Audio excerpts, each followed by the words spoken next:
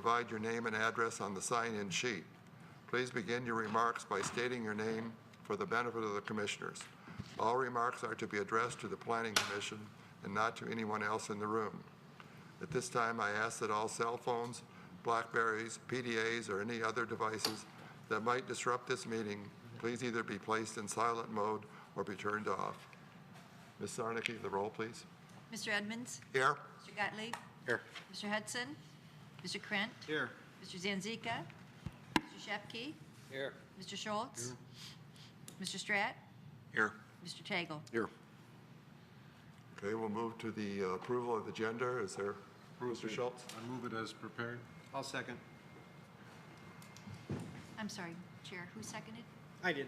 Thank you. Mr. Krent. Mr. Gottlieb? Yes. Mr. Krent? Yes. Mr. Shepke? Yes. Mr. Schultz? Yes. Mr. Stratt? Yes. Mr. Tagle? Yes. Mr. Edmonds? Yes. Next is the approval of the minutes of the January 28th, 2014 special study meeting. So moved. Second.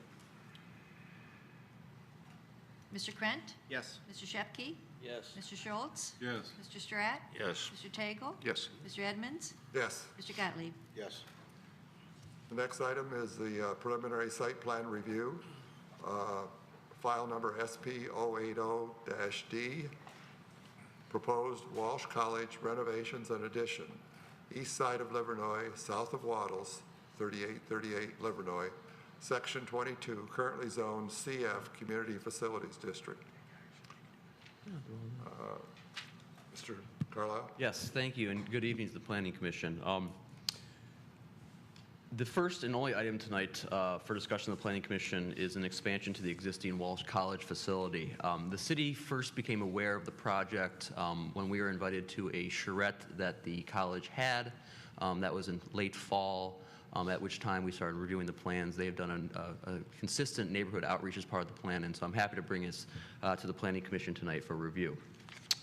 So Walsh College is seeking a preliminary site plan approval for a partial demolition, renovation, and expansion of their existing facility located at 3838 Livernois. The proposed expansion is located along the west elevation, which fronts on Livernois itself. The total footprint of the actual building expansion is only 1,200 square feet. However, in total, they're adding approximately 27,000 square feet of usable area.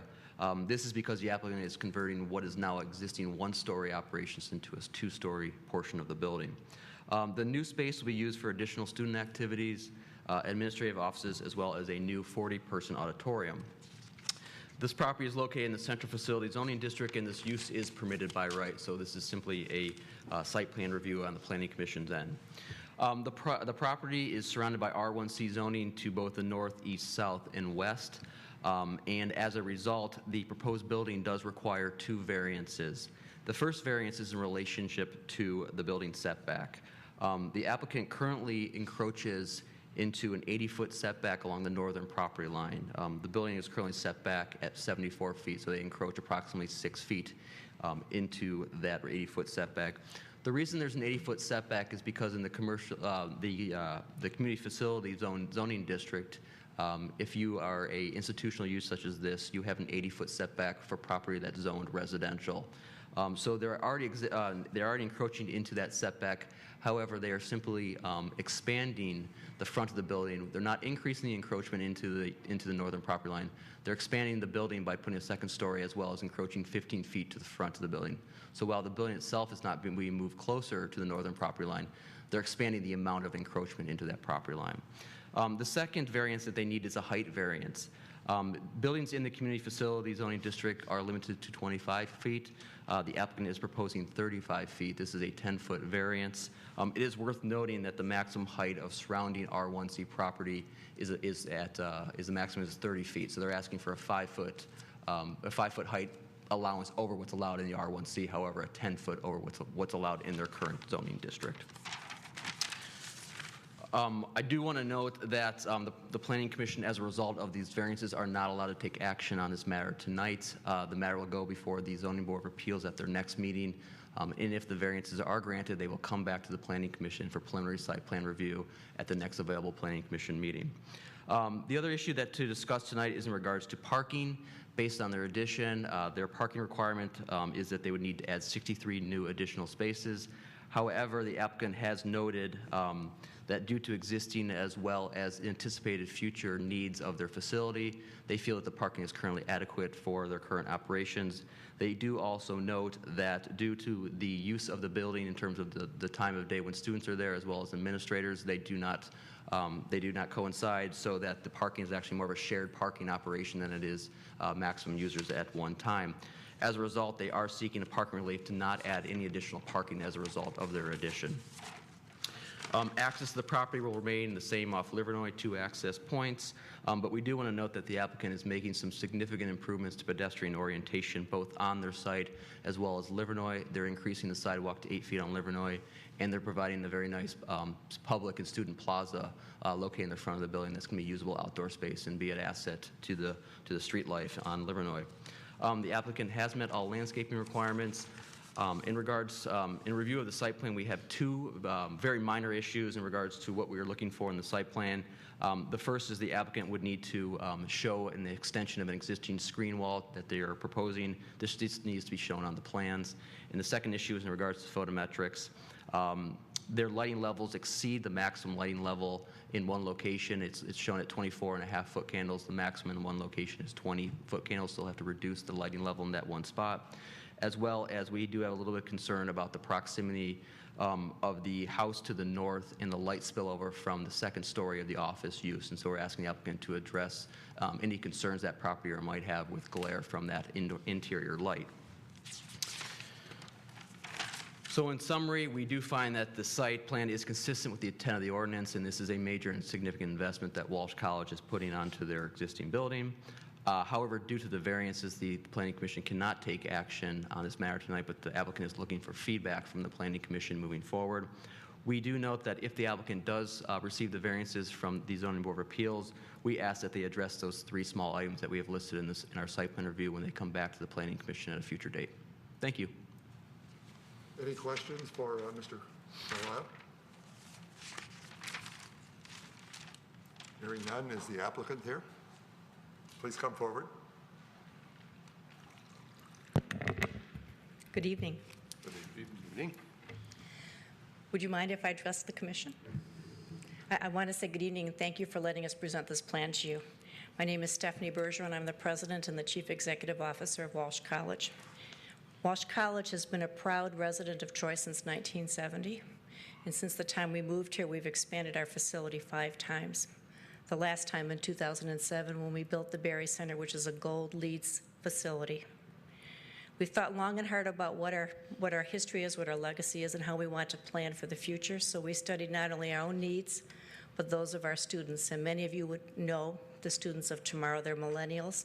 They have whole different needs in terms of how they want to network and communicate and be taught. So taking those things into account, we thought about what we needed to invest in. And we determined that we needed a facility that would allow us to have maximum student life, allow us to really improve the ability to service our students when they come to us for administrative needs, improve our architectural presence on Livernois, and bring life to the front of our building. And those were the 4 things that drove us as we did this design. For us, the ultimate measure of our success is the student experience. Based on all of that collective wisdom and with Valeria DeWalt, our architect, we're bringing forward a $15 million project that we believe will help us as an institution grow, and at the same time, hopefully, bring more students, more residents to Troy. During our 44 years in Troy, we hope we have been a good partner. We've reached out and worked well with the city, with your employers, and with all of the community organizations, so we are very proud to be here. Thank you. Thank you. Any other questions for the applicant?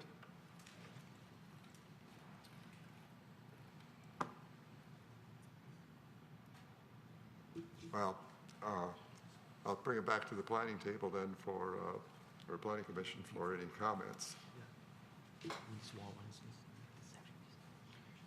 Mr. Daigle.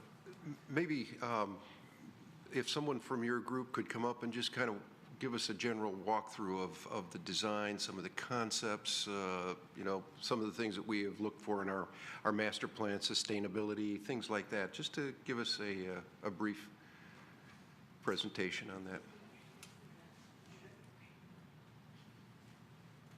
Hello, I'm Christine McGrath with Februrary DeWalt Train, and I'm the architect on the project, so I'm happy to walk you through.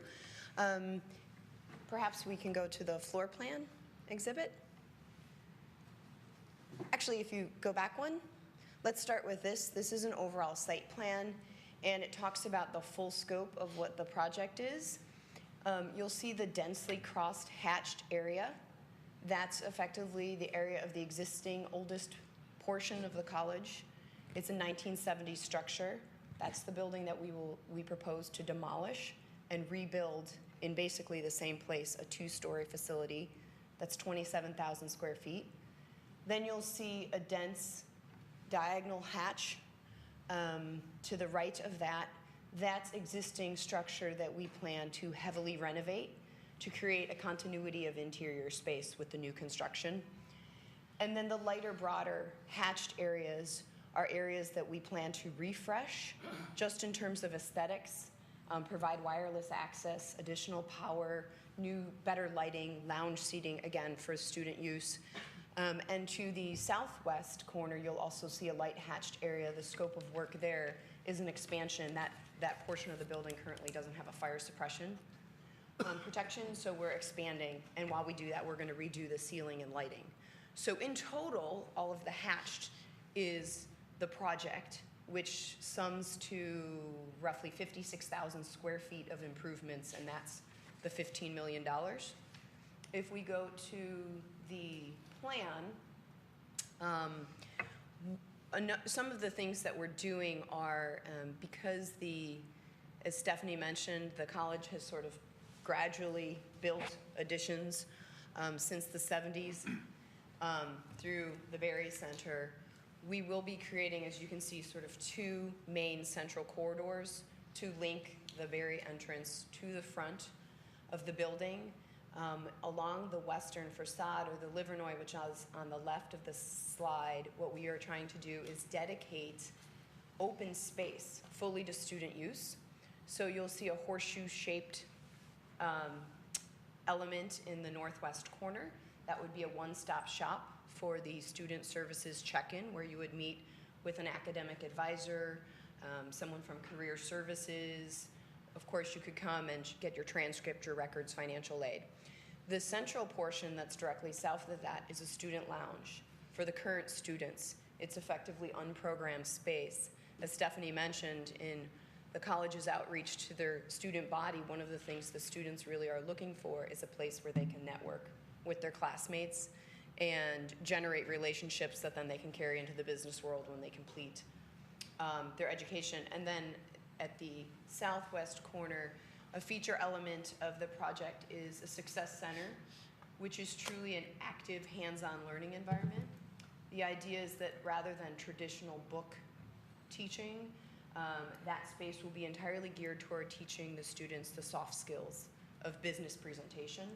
So communications, writing, networking, etiquette. So it's an active learning lab. In the center of the portion, you can see the horseshoe, which is the internal small-scale auditorium for 30 to 40 people. That's generally, again, part of the project in order for the students to be able to do mock presentations. Surrounding that, what you'll see are a series of small open study rooms that are completely dedicated for the students to use when they're not in class, a room that they can come in, close the door, and study. The area on the north of the plan then will be open office workstations for the administrators who help serve the students. And if we switch to the next slide, mostly what the project is doing is taking a fair amount of the current administrative staff of the college and moving them up to the second floor so that we can give over unprogrammed space to the students at the ground level. So the second floor, the Success Center is a 2-story element. So that again is in the bottom left or southwest corner.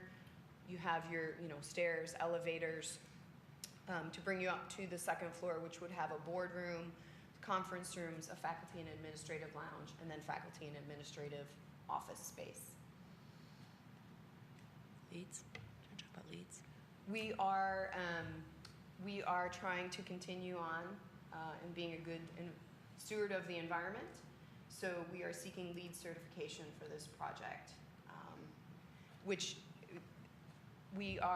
explains, I think, a bit of the landscape. I think by ordinance, you're required to have roughly 20% of your site landscaped, and I think we're at about 78.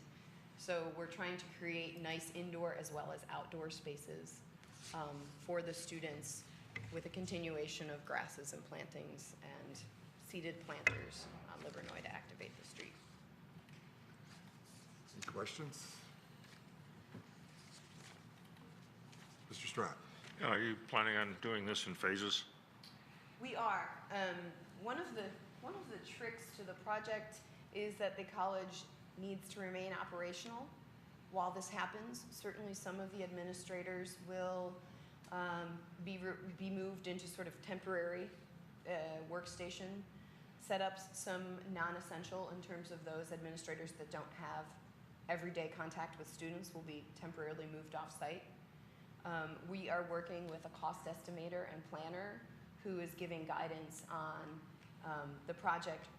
Our intention is to, there's a small rounded area that I described in the beginning that's part of the refresh. What we'd like to do is perhaps refresh that room first. It is also intended to be breakout space for students, then demolish the building, the old 1970 building, rebuild the addition, and then sort of work our way back toward the middle.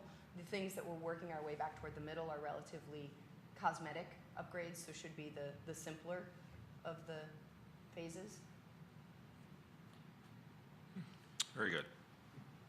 The outdoor area off the second floor that looks onto the green roof, is that going to be for students and administration or just for the administration? It is, and I intentionally didn't comment too long on that, or didn't comment on that piece.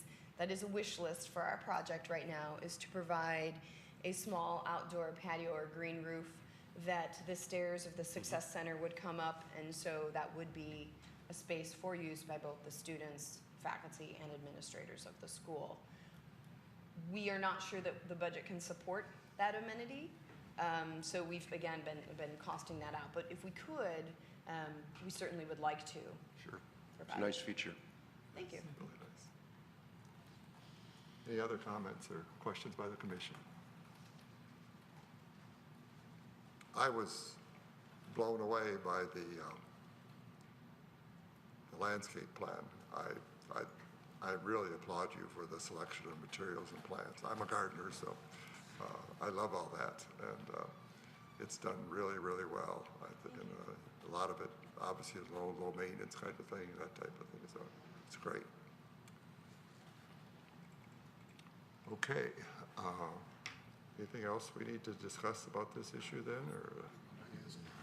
No, it's really to get any feedback the Planning Commission may have. As Ben indicated, by ordinance, we can't take any action tonight, so. I personally find the plan really exciting. I think it's a nice, bold statement and very refreshing.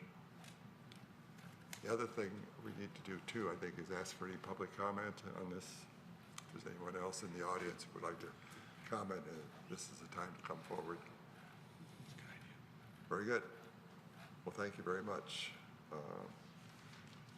The next agenda item is public comments for items on the current agenda. If there's anyone in the audience who wants to speak about items on the current agenda. Seeing none, we'll move on to planning.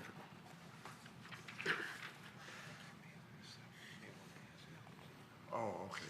I guess I missed the first public comment for items not on the current agenda. If there's anybody in the audience who wants to speak about items not on this agenda, we can certainly hear that now. Okay, we'll move on to Planning Commission comments. Item number 7. Let's start with Mr. Carlisle on that end. No comments. Mr. Sepp. Nothing to add. No comments, thank you. I think the meeting with council went very well. I was surprised that we were able to accomplish what we accomplished in the 55 minutes that we had. And I also want to applaud Walsh College. I mean, they do a bang-up job, and I think this is another real winner for the city of Troy as well as for Walsh. So thank you. Mr. Schultz? I'd just like to echo what Mr. Tagle just said about Walsh and the meeting earlier, but predominantly about Walsh, and I certainly hope that the Zoning Board of Appeals sees fit to grant the necessary variances. Mr. Grant? Just want to echo again, thank you, Walsh, for providing a really great piece of sculpture on Livernois. It's going to look great. Mr. Shepke? It's going to be a beautiful addition. I was blown away by the plans, and I just, I've lived over on Paragon, which is north of 17 there for 40-some years, and I've seen the growth of Walsh College, and this is it just blows me away to see this addition go on. It's beautiful. What an addition to Troy. You're such a good corporate neighbor. Thank you. Mr. Gottlieb? I guess just to echo the sentiments of everyone else, it's great to see Walsh's commitment to the city. I've also been here since '74 and watched it grow, and it's really nice to see this. As another long-term resident, we moved here in '77, I think this will be a really super asset to the educational community. I just had one question. How large is the student population there now? Last year, I think we had 4,300 students. Wow. All on business curriculum, and then about 2/3 of those graduate students. Very good. Thank you. Okay, if there are no other comments, I think we are adjourned.